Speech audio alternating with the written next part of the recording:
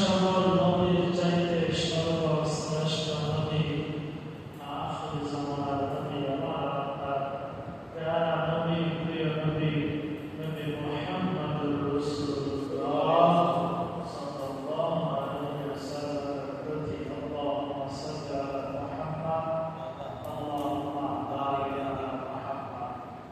প্যারা হাজিরিন, মুহররম মাস চলতেছে, আমরা জানি এই মুহররম মাস আসলেই আমাদের কিছু মুসলমান, আমাদের কিছু ভাই না বোঝার কারণে, না জানার কারণে এই মুহররম মাস আসলেই তারা সাহাবায়ে কেরামদের সমালোচনা, সাহাবায়ে কেরামদের বিভিন্ন দোষ ত্রুটিতা তালাশ করতে থাকে। অনেকে আছে না জানার কারণে বিভিন্ন যুক্তি তর্কে, বিভিন্ন যুক্তি দেখাইয়া, লজিক দেখাইয়া তারা সাহাবায়ে কেরামদেরকে গালিগালাজ করে। নাউজুবিল্লাহ।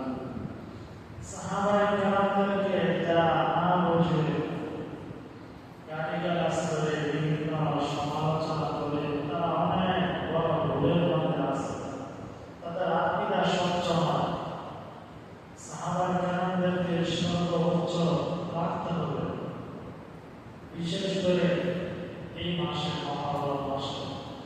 যে শিয়ারা তারা বেশি সাহাবায়ে কেরামদেরকে এই মাসে গালিগালাজ করে, এবং বিশেষ করে নবীজির সাহাবী, অনেক বড় সাহাবী কাঁদতে ওহী, যিনি ওহী লিখতেন, নবীজির কোরআন লিখতেন, হযরত ওমর রাদিয়াল্লাহু তাআলা আনহু, ওনাকে তারা বেশি বেশি গালিগালাজ করে। কারণ উনি কেন ওনার ছেলেকে খলিফা বানাবেন না, ইয়াজিদকে, এই জন্য কি তারা গালিগালাজ করে। অর্থাৎ সন্তানের দোষকে বাবার করে ফালাইতেছে। সন্তান অন্যায় করছে না, অবশ্য অন্যায়। সন্তানের অন্যায় বাবার উপরে কি ফালাইতে চায় কিছু সংখ্যক মুসলমান না বোঝার কারণে। কিন্তু এটা সম্পূর্ণ নাজায়েজ গুনাহের কাজ যে সাহাবায়ে কেরামদের সমালোচনা করা, তাদের দোষ ত্রুটি খোঁজা, বিভিন্ন যুক্তি দেখাইয়া, বিভিন্ন তর্ক বিতর্ক করে সাহাবায়ে কেরামদের সমালোচনা করা অনেক অনেক বড় গুনাহ। প্যারা হাজিরিন, এই সাহাবায়ে কেরামদের অনেক মর্যাদা আছে কোরআনের মধ্যে, হাদিসের মধ্যে। এই সাহাবায়ে কেরামদের কারণে আমি আর আপনি দিন পাইছি। আমি আর আপনি যে ইসলাম পাইছি, এত সহজে দিন পাইছি সাহাবায়ে কেরামদের একটা ওসিলা। তারা না খেয়ে তাদের জীবন উৎসর্গ করে, জান মাল উৎসর্গ করে কাফেরদের সাথে জিহাদ করে, মোকাবেলা করে, নিজের মাতৃভূমি, ঘর বাড়ি সব কিছু ছাইড়া তারা দাওয়াতি কাজ করছে, ইসলাম প্রচার করছে। এক দেশ থেকে আরেক দেশে দেখা গেছে এক এক সাহাবীর খবর এক এক দেশে হয়েছে। কেন হয়েছে? তারা দাওয়াতি কাজে লেগে গেছে। দাওয়াতি কাজ করতে করতে মানুষদেরকে ইসলামের দাওয়াত দিতে দিতে তারা নিজেদের মাতৃভূমিতে মরতে পারে নাই। তাদের মৃত্যু অন্য দেশে হয়ে গেছে, তাদের কবরকে অন্য দেশে পড়ে গেছে। সাহাবায়ে কেরামরা দিনে এত বেশি দাওয়াতি কাজ করছে, মানুষের কাছে ইসলাম এত বেশি প্রচার করছে যে আজকে তাদের দাওয়াতের কারণে আমরা মুসলমান হতে পারছি, আমরা ইসলাম গ্রহণ করতে পারছি। যেখানে আমাদের ভারত উপমহাদেশে অনেক সাহাবীরা আসছে বিনায়, আস্তে আস্তে ইসলাম প্রচার হয়েছে।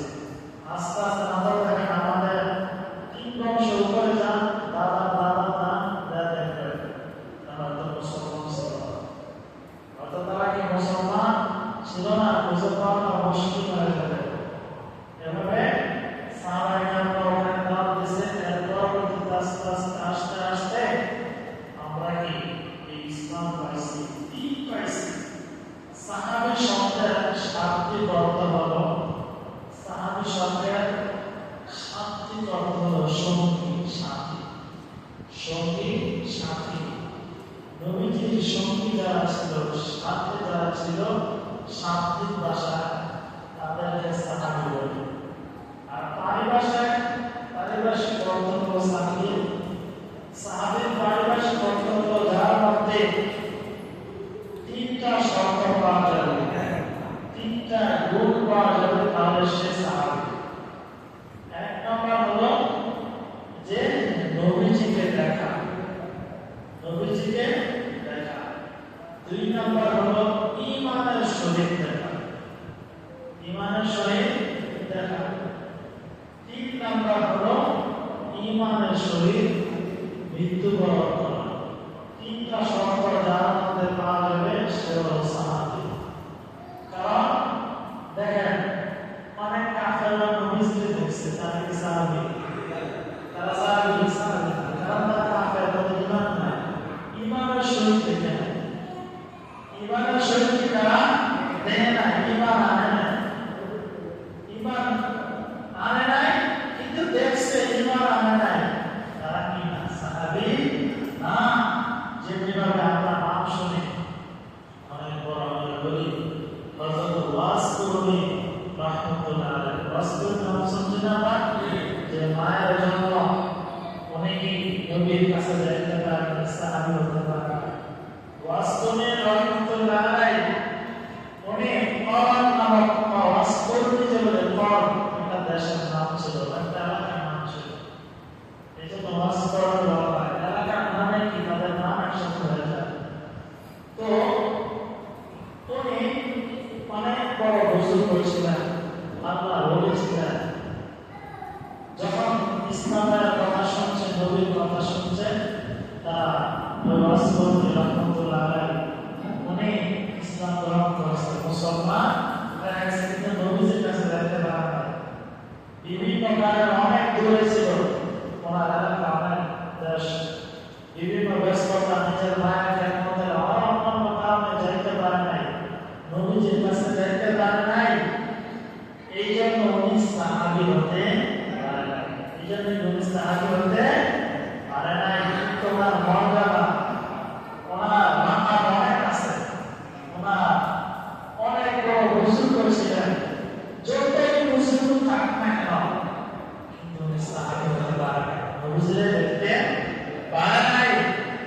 আমি একটা মদিনায় গিয়েছিল নবীজিকে দেখার জন্য, কিন্তু নবীজি মদিনায় ছিল না, অন্য জায়গায় ছিল, হয়তো যুগের ময়দানে অন্য কোথাও ছিল। অনেক দূর থেকে আসার পর কি নবীজিকে দেখতে পারে নাই, আবার চলে গেছে ওনার দেশে। আর বর্তমান সময় মতো বা ওই সময়ের মতো না ছিল না যে মোবাইলে খোঁজ খবর নিজের হুজুর অমুকে আছে কিনা, আসলে দেখা করতে পারবো কিনা।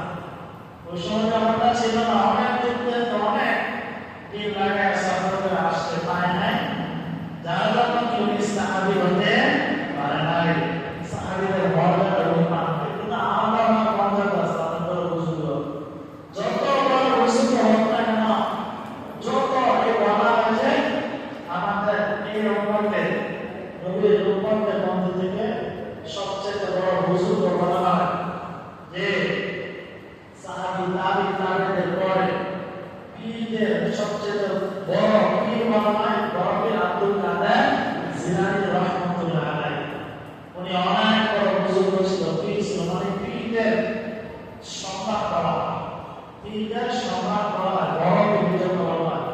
ওনার পরে যত পীর এখনো আছে, কিয়ামত পর্যন্ত আসবে, সবাই ওনার নিচে থাকে, ছোট বড়।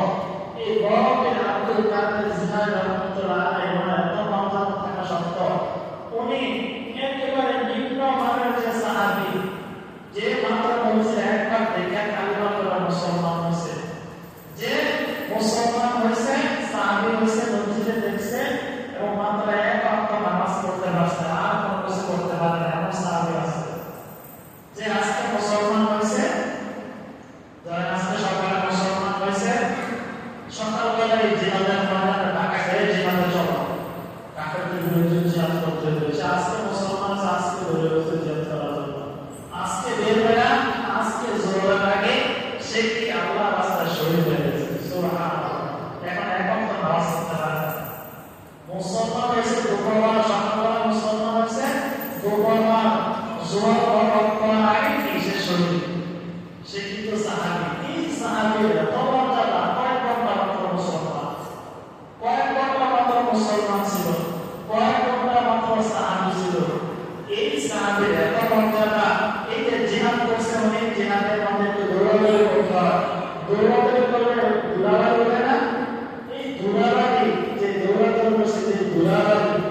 দুলাভাইগুলা যদি এক পাল্লায় রাখা হয়, আরেক পাল্লায় যদি বরফ দিয়ে আব্দুল্লাহ জিনারি রাখা হয়, ওই দুলাভাই পাল্লায় ভারী হয়ে যাবে। সাহাবীদের মর্যাদা কয়েক ঘন্টা সাহাবী এক ওয়াক্ত নামাজও পড়তে পারছে না, মাত্র ঈমান আনছেন, নবীকে দেখছে জোর তারাকে কি শহীদ হয়ে গেছে। সাহাবীদের মর্যাদা তো ওই বড়কে রাতের কাছে জিনারি রহমতুল্লাহ আলাইহি বলতেছে না ওয়াসফি রহমতুল্লাহ আলাইহি উনি কি নবীকে দেখতে পারে না, সাহাবী বলতে পারে না সাহাবীদের মর্যাদা কই পান না, কিন্তু ওনার আলাদা মর্যাদা অবশ্যই কি আছে। তো তিনটা শর্তের কথা বলছিলাম। এক নম্বর বলছিলাম যে নবীকে দেখতে হবে, দুই নম্বর শর্ত বলেছিলাম ঈমানের সহিত মুসলমান অবস্থায় দেখতে হবে, তিন নম্বর শর্ত হলো ঈমানের সহিত মৃত্যুবরণ করতে হবে। ঈমানের সহিত কি করতে হবে? মৃত্যুবরণ করতে হবে। আপনি নবীকে দেখছেন, ঈমান আনছেন, কিন্তু আপনার মরণটা যদি ঈমানের সহিত না হয়, তাহলে আপনি সাহাবী কাটা।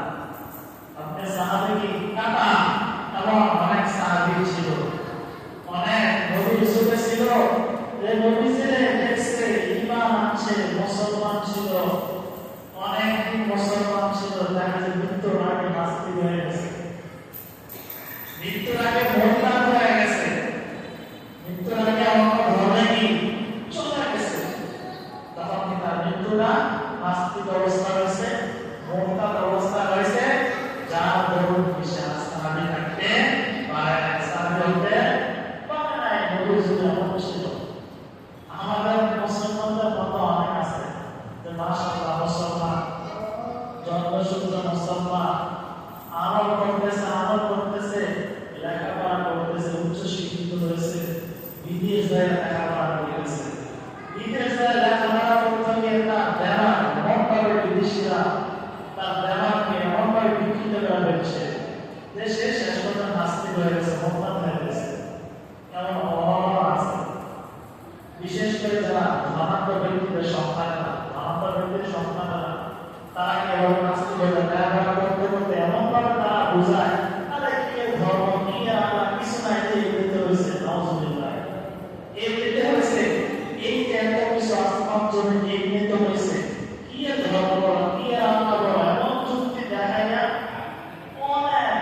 অনেক নাস্তিক মোরতাদ কি বানাইতেছে। এখন তারা বানাইতেছে, তারা বিভিন্ন বয়সে দেখায়, যুক্তি দেখায় তাদেরকে হবে নাস্তিক মোরতাদ বানায় না। তো এমনিভাবে কি নবীজিকে দেখছে, ঈমান আনছে, কিন্তু তার মরণের আগে সে নাস্তিক হয়ে গেছে, মোরতাদ হয়ে গেছে, সে সাহাবী হতে পারে নাই। নবীজিকে দেখতে হবে, ঈমান আনতে হবে, ঈমানের সহিত মৃত্যুবরণ করতে হবে, সে হলো সাহাবী, সে হলো কি সাহাবী। এই সাহাবায়ে কেরাম রাদিয়াল্লাহু তাআলা আনহুম আজমাইন অনেক মর্যাদা আছে। আল্লাহ তাআলা কোরআনুল কারীমের এক আয়াতের মধ্যে বলেন, আল্লাহু তাআলা ওয়া আলামু আন্না ফীকুম রাসূলাল্লাহ লাউ তিউকুম ফি কাসীরিন মিনাল আমর। আল্লাহ রাব্বুল ইজ্জত বলেন, ওয়া আলামু আন্না ফীকুম রাসূলাল্লাহ, ও আমার সাহাবীরা, আল্লাহ তাআলা আমাদের প্রিয় নবীর সাহাবীদেরকে লক্ষ্য করে বলতেছেন, ও আমার নবীর উম্মতেরা, সাহাবীরা, ওয়া তোমরা জানতে রাখো আন্না ফীকুম রাসূলাল্লাহ, তোমাদের মাঝে তোমাদের হাবিব আমার রাসূল মুহাম্মদুর রাসূলুল্লাহ সাল্লাল্লাহু আলাইহি ওয়াসাল্লাম উপস্থিত আছে। তোমাদের মধ্যে তোমাদের নবী উপস্থিত আছে, কিন্তু তোমরা নবীর কাছে অনেক কিছু আবদার করতেছো, নবীর কাছে অনেক কিছু চাইতেছো। যদি তোমাদের এই চাওয়া পূরণ হয়ে যায়, তাহলে তোমরা নিজেরাই কষ্ট অনুভব করবা। আল্লাহ তাআলা বলেন, নবীর কাছে অনেক কিছু চাইতেছো, তোমরা যদি এগুলো পূরণ হয়ে যায়, তোমরা নিজেরাই পরবর্তীতে তারা তোমরা অনুতপ্ত হইবা, কষ্ট পাইবা। জানিয়া রাখো, আমরা কিতাবুল্লাহ আকবার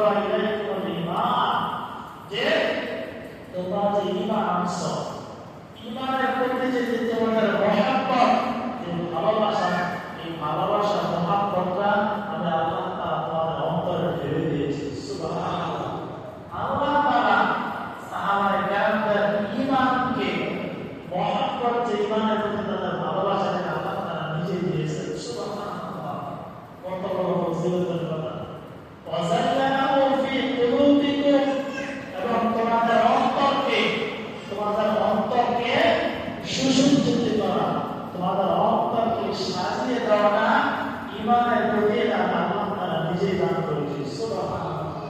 আল্লাহ তাআলা সাহাবায়ে কেরামদের কলমটাকে অন্তরটাকে সুসজ্জিত আল্লাহ তাআলা নিজেই করেছেন। সুবহানাল্লাহ। ওয়াকারা ইলাইকুমুল কুফর ওয়াল ফুসুক ওয়াল ইসয়ান। এবং সাহাবায়ে কেরামরা যে অন্যায় কাজ করাকে, পাপাচার করাকে, যেই কোনো গুনাহের কাজ করাকে ঘৃণা করাটা, অপছন্দ করাটা, গুনাহের কাছে না যাওয়াটা, এটাকে আল্লাহ তাআলা সাহাবায়ে কেরামদের অন্তরে অন্যায় করাটাকে ঘৃণা আল্লাহ তাআলা বসায় দিয়েছেন। সুবহানাল্লাহ। সাহাবায়ে কেরাম গুনাহের কাজ না করতে পারে, গুনাহকে যারা ঘৃণা করে, অপছন্দ করে, এমনটা আল্লাহ তাআলা কি সাহাবায়ে কেরামদের অন্তরের মধ্যে ঢেলে দিয়েছে। সুবহানাল্লাহ। এবং সাহাবায়ে কেরাম রাদিয়াল্লাহু তাআলা আনহুর ব্যাপারে আল্লাহ তাআলা সূরাতুল ফাতহের মধ্যে বলেন, মুহাম্মাদুর রাসূলুল্লাহ, যে মুহাম্মদ সাল্লাল্লাহু আলাইহি ওয়াসাল্লাম তাআলা রাসূল, আল্লাযীনা মাআহু আশিদ্দাউ আলাল কুফার। এই মুহাম্মদ সাল্লাল্লাহু আলাইহি ওয়াসাল্লামের সাহাবী যারা আছে তারা কাফেরদের ব্যাপারে কঠোর, তারা কাফেরদের ব্যাপারে অনেক শক্ত, অনেক কঠোর, কাফেরদের ব্যাপারে কাফেরদের কোনো ছাড় দেয় না। রোহামাউ বাইনাহুম, কিন্তু তারা পরস্পর এক এক সাহাবীদের ব্যাপারে অনেক সহনশীল, অনেক একের প্রতি আরেকজন অনেক মহব্বত, আন্তরিকতা, ভালোবাসা তাদের মধ্যে আছে। রোহামাউ বাইনাহুম কারাম রুকআন সুজদা ইয়াবতাগুনা ফাদলান মিনাল্লাহি ওয়া আল্লাহ তাআলা বলেন, নবী আমার, আপনি দেখবেন তারা রুকু করে, সিজদা করে আল্লাহ তাআলা অনুগ্রহে একমাত্র আল্লাহ তাআলার জন্য। সুবহানাল্লাহ। সীমাহুম ফি উজুহিহিম মিন আথারিস সুজুদ। এই সাহাবাদের একটা নিদর্শন হলো, দেখবেন তাদের কপালের মধ্যে সিজদার চিহ্ন রয়েছে। সুবহানাল্লাহ। সাহাবায়ে কেরামদের একটা মর্যাদা ছিল, একটা চিহ্ন ছিল, তাদের কপালের মধ্যে সিজদার চিহ্ন ছিল। যারা হাজিরিন নিরাবে সাহাবায়ে কেরাম রাদিয়াল্লাহু তাআলা আনহুর সবচেয়ে বড় মর্যাদা, সবচেয়ে বড় ফজিলত হলো যে কোরআনের এই আয়াতটা হলো রাদিয়াল্লাহু আনহু ওয়া রাদু আনহু। যে সাহাবায়ে কেরামরা তারা আল্লাহ তাআলার প্রতি সন্তুষ্ট হয়ে গেছে, আর আল্লাহ তাআলা তাদের প্রতি সন্তুষ্ট হয়ে গেছে। সুবহানাল্লাহ। এই যে আমরা সাহাবায়ে কেরামদের নাম শুনে আমরা বলি না, রাদিয়াল্লাহু তাআলা হযরত আবু বকর রাদিয়াল্লাহু তাআলা, হযরত ওমর রাদিয়াল্লাহু তাআলা, হযরত আলী রাদিয়াল্লাহু তাআলা বলি না। এই রাদিয়াল্লাহু তাআলা এর অর্থ হলো যে আল্লাহ তাআলার প্রতি সাহাবীরা সন্তুষ্ট হয়ে গেছে, আর আল্লাহ তাআলা সাহাবীদের প্রতি সন্তুষ্ট হয়ে গেছে। সুবহানাল্লাহ। এই কোরআনের আয়াত, এটা কি কোরআনের অনেক জায়গায় আছে। আল্লাহ তাআলা বলেন, ওয়াসাবিকুনা আল-আউয়ালুনা মিনাল মুহাজিরিন ওয়াল আনসার ওয়াল্লাযীনা তাবাউহুম বিইহসান।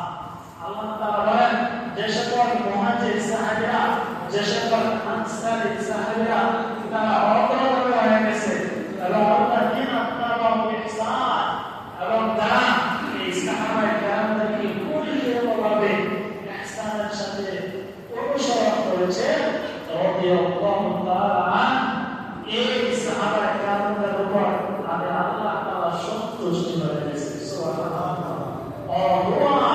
এবং এই সাহাবীরা আল্লাহ তাআলার প্রতি সন্তুষ্ট হয়ে গেছে। সুবহানাল্লাহ। ওয়া আ'আদ্দা লাহুম জান্নাতিন তাজরি তাহতাল আনহারু খালিদিনা ফিহা আবাদা। এই সাহাবায়ে কেরামদের জন্য আল্লাহ তাআলা বলেন, এই সাহাবায়ে কেরামদের জন্য আমি আল্লাহ তাআলা জান্নাত প্রস্তুত করে রেখেছি। সুবহানাল্লাহ। যে জান্নাতের মধ্যে জান্নাতিন তাজরি তাহতাল আনহার, যে জান্নাতের দরজা দিয়ে জান্নাতের সাথে নহর প্রবাহিত থাকবে। সুবহানাল্লাহ। খালিদিনা ফিহা আবাদা। এই সাহাবায়ে কেরামরা এই জান্নাতের মধ্যে তারা আজীবন থাকবে। সুবহানাল্লাহ। আবাদা মানে সব সময় থাকবে, কখনো জান্নাত থেকে বের হবে না। জান্নাতে যেই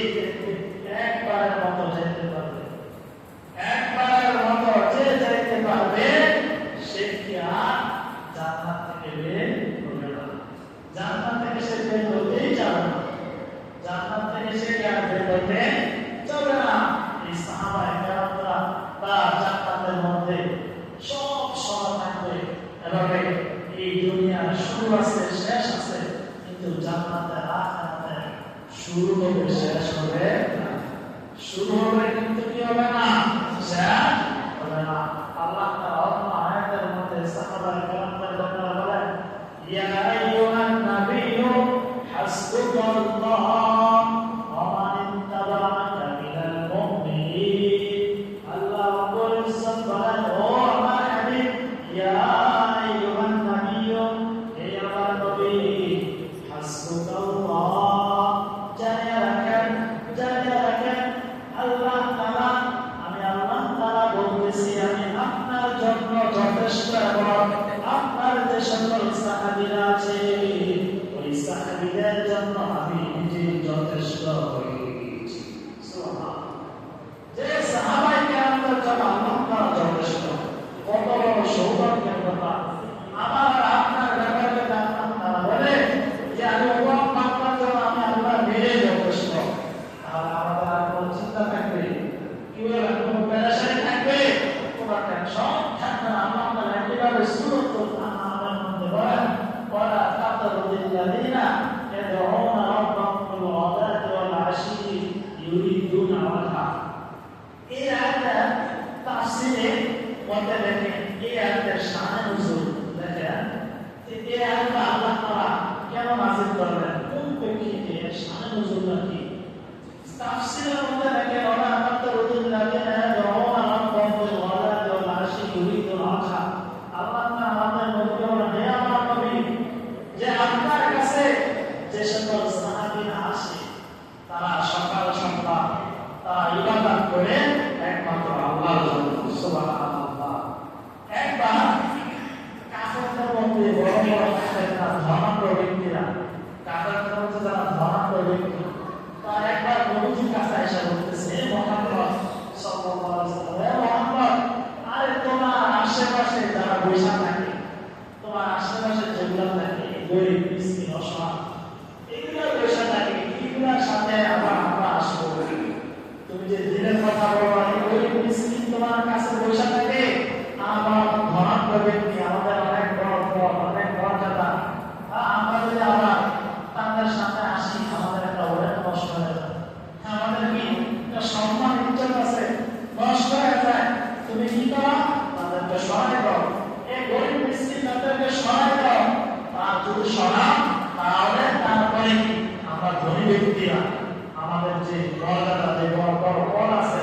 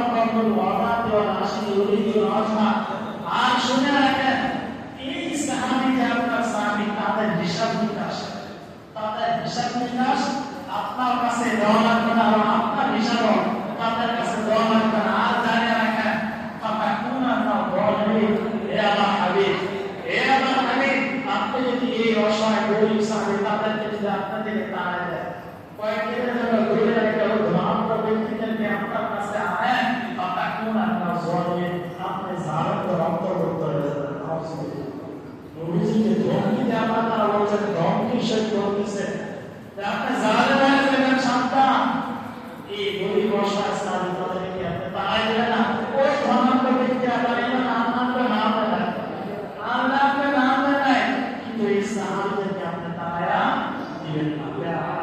আয়াত থেকে বোঝা যায় এই সাহাবায়ে কেরাম রাদিয়াল্লাহু তাআলা আনহুদের প্রথম অবস্থা কত মহান আল্লাহ তাআলা রেখেছেন।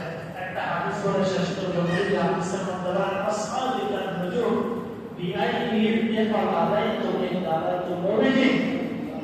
উদাহরণ দিতেছে আসহাবিকান নুজুম, আমার এক একটা সাহাবী এক একটা নক্ষত্রের মতো। সুবহানাল্লাহ। কান নুজুম, নবী বলেন আমার এক একটা সাহাবী কান নুজুম, এক একটা নক্ষত্রের মতো।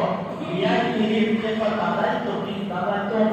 ও আমার উম্মতরা, তোমরা জানো আমার পরবর্তী উম্মতরা, তোমরা যে কোনো একজন সাহাবীকে যদি অনুসরণ করতে পারো, যে কোনো একজন সাহাবীকে যদি তোমরা মহব্বত করতে পারো, ইতাআত করতে পারো, এটা তাদাইতু কি তাদাইতু, তাহলে তোমরা ইতাআত হয়ে যাবে। সুবহানাল্লাহ।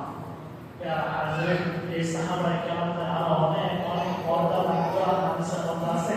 তো আমার বলার উদ্দেশ্য হলো, শুরুতে বলছিলাম যে সাহাবায়ে কেরামদের ব্যাপারে কোনো সমালোচনা করা যাবে না। যে কোনো যুক্তি দেখাবে যে সাহাবায়ে কেরামদের যে গুনাহ নাই ওটা না, সাহাবায়ে কেরামদের অনেক গুনাহ ছিল, কিন্তু এই গুনাহগুলো আল্লাহ তাআলা মাফ করে দিয়ে রাদিয়াল্লাহু আনহু আল্লাহ তাআলা তাদের প্রতি সন্তুষ্ট হয়ে গেছে। সুবহানাল্লাহ।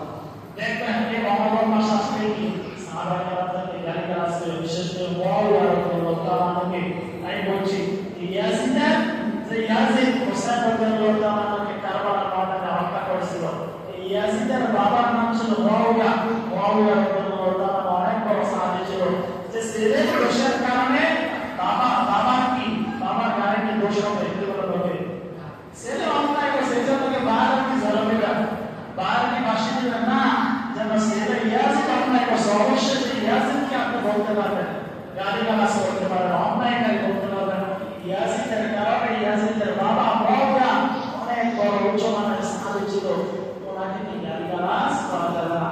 এবং যে কোনো সাহাবী অনেক সময় দেখবেন যারা সাহাবায়ে কেরামদের সমালোচনা অনেক যুক্তি দেখাবে, লজিক দেখাবে, এই সাহাবীটাকে এইটা করছে, এই সাহাবীটা ওইটা করছে, অন্যায় করছে, জুলুম এটা করছে, যত অন্যায় করছে দেখা।